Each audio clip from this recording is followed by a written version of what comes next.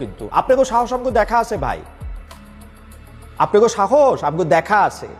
এই যে favourable government আছে, নিজেদের গভর্নমেন্ট আছে, এই জন্য দল করে গিয়ে থানার ভিতরে গিয়ে মাইরা আসতে পারেন না, এটা বিরাট হেডাপ। আবার কেউ কেউ ফেসবুকে থেকে খুব খুশি হন যে হ্যাঁ খুব ভালো হয়েছে, ওরা তো আগে এরকম করতো, ওরা আগে এরকম করলে আপনারা করবেন? ওরা ওদের সময় করছে সেই জন্য আপনারা করবেন? আপনারা এসে ওদেরকে একই কাদায় মারবেন?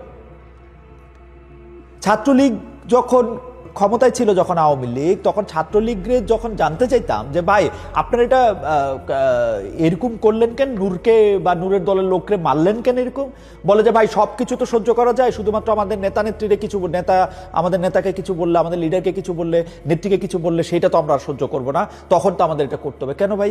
তোমার নেত্রীর দেশে আইন নাই, তোমার নেতার দেশে আইন নাই, তোমার নেতার দেশে পুলিশ কাজ করে না, তোমার নেতার এই ক্ষমতা নাই যে এইটার দিয়ে পুলিশে দিয়া বা আইন শৃঙ্খলার কাছে গেলে বা আইন শৃঙ্খলা বাহিনীর কাছে গেলে এটা সমাধান হবে। তোমার দেশে এই আইন নাই।